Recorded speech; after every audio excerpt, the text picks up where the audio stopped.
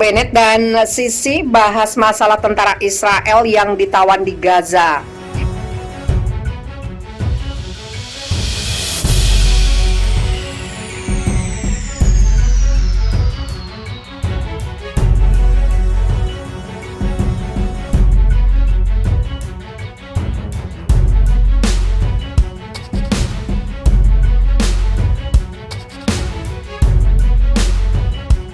Perdana Menteri Israel Naftali Bennett dan Presiden Mesir Abdel Fattah al-Sisi membahas masalah tawanan Israel di jalur Gaza.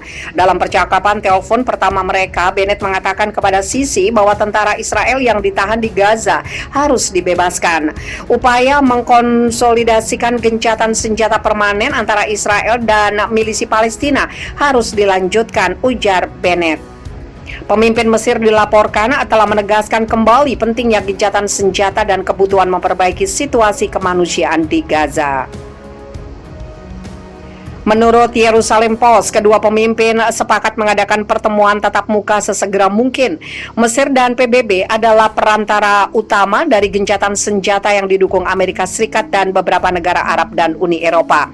Gencatan senjata itu mulai berlaku pada dini hari Jumat 21 Mei setelah 11 hari serangan militer Israel. Selama panggilan telepon mereka, kedua pemimpin berbicara tentang beberapa masalah umum, termasuk pentingnya perjanjian damai 1979 yang membuka jalan bagi hubungan resmi antara Kairo dan Tel Aviv.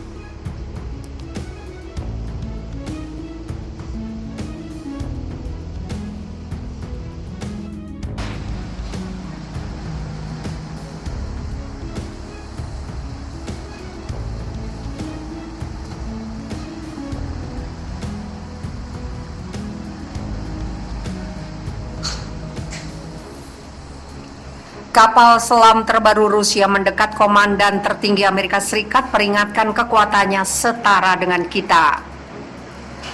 Komandan tertinggi militer Amerika Serikat memperingatkan tentang operasi kapal selam Rusia yang semakin mumpuni dan aktif dan semakin dekat pantai Amerika Serikat.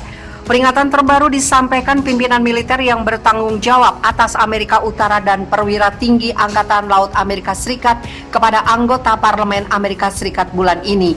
Jenderal Angkatan Udara Amerika Serikat Glenn Van Herk dan Laksamana Angkatan Laut Amerika Serikat Michael Gilday adalah pejabat terbaru yang mengungkapkan keprihatinannya tentang armada kapal selam Rusia ini. Armada itu lebih kecil dari pendahulunya Soviet, tetapi telah mengalami peningkatan pesat dalam beberapa tahun terakhir. Ditanya tentang ancaman di bawah ambang batas nuklir pada sidang subkomite Angkatan Bersenjata DPR Amerika Serikat 15 Juni, Van Herk mengatakan Rusia dan China mengembangkan kemampuan di bawah ambang batas itu untuk membuat tanah air Amerika Serikat dalam bahaya. Kemampuan itu akan mencakup kapal selam yang sangat tenang, kata Van Herk yang memimpin Komando Utara Amerika Serikat dan NORAD melansir Business Insider pada Minggu 27 Juni.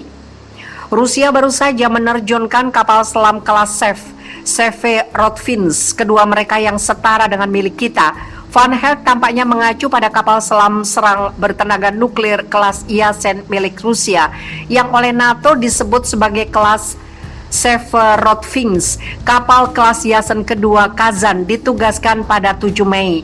Kazan juga merupakan sub pertama dari sub kelas Yasen M yang memiliki peningkatan seperti teknologi peredam suara baru dan reaktor yang lebih tenang. Rusia berencana untuk menambah 5 lagi Yasen MS ke armadanya pada akhir dekade ini.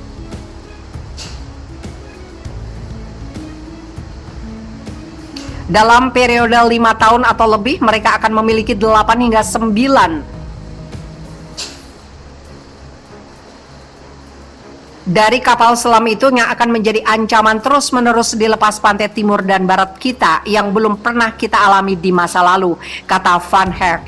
Dalam kesempatan yang sama, Gilday yang merupakan kepala operasi Angkatan Laut Amerika Serikat membela permintaan satuannya untuk menambah hanya 8 kapal baru pada 2022 dengan mengutip aktivitas kapal selam Rusia. 4 dari kapal itu termasuk kapal pengawas laut kelas Tagos yang baru adalah kapal pendukung pelindung yang tidak bisa kita tunggu lebih lama lagi, kata Laksamana Angkatan Laut Amerika Serikat Michelle Gilde. Menurutnya, kapal Tagos memiliki kemampuan yang sangat unik untuk melakukan pencarian kapal selam di area luas. Jika saya melihat Rusia akhir-akhir ini, ya belum lama ini, Rusia hanya mengoperasikan kapal selam mereka selama periode tertentu dalam setahun. Sekarang mereka merupakan ancaman yang cukup gigih terhadap pantai timur Amerika Serikat dan kemampuan semacam itu menjadi semakin krusial. Permintaan armada itu juga mencakup 2 kapal selam serang kelas Virginia. Ia dirancang untuk memburu kapal selam musuh dan dipersenjatai dengan rudal jelajah yang mampu melakukan serangan jarak jauh. Kemampuan serangan darat. Wakil Laksamana Daryl L. Caldwell, Komandan Pasukan Kapal Selam Angkatan Laut Amerika Serikat, dan Wakil Laksamana Andrew Lowy yang bertanggung jawab atas pantai timur sebagai kepala armada kedua telah menyatakan keprihatinan yang sama. Mereka memperingatkan bahwa Amerika Serikat bukan lagi tempat perlindungan dan bahwa pantai timur bukan lagi tempat berlindung yang aman. Kekhawatiran itu didorong oleh pengembangan rudal jelajah Kalib yang memberi kapal selam Rusia kemampuan serangan darat. Jangkauan Kalib dari 1000 mil hingga 1500 mil akan memungkinkan kapal selam Rusia menyerang target strategis yang berharga seperti pelabuhan di Amerika Serikat dan Eropa.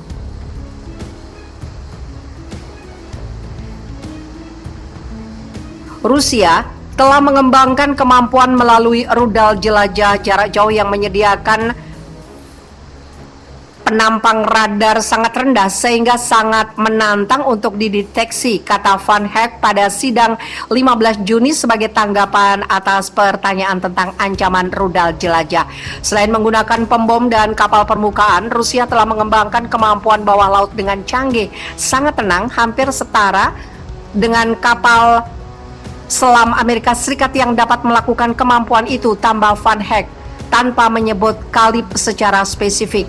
Pada sidang April, Van Heck mengatakan Komando Utara tidak melihat indikasi bahwa pesaing sejawat kemungkinan akan menyerang Amerika Serikat sekarang. Tetapi Van Heck memperingatkan bahwa kemampuan yang dikembangkan para pesaing itu dapat mempengaruhi kemampuan militer Amerika Serikat, terutama untuk memproyeksikan kekuatan pada jeda waktunya. Mark Gunzinger, seorang ahli di Institut Mitchell untuk studi Aerospace, mengatakan sejak akhir Perang Dingin Amerika Serikat tidak perlu banyak berpikir tentang ancaman yang ditimbulkan oleh rudal jelajah yang diluncurkan dari udara dan laut atau oleh senjata baru seperti rudal hipersonik. Itu adalah jenis ancaman yang membuat kombatan kami terjaga di malam hari, kata Gunzinger kepada Insider pada Oktober.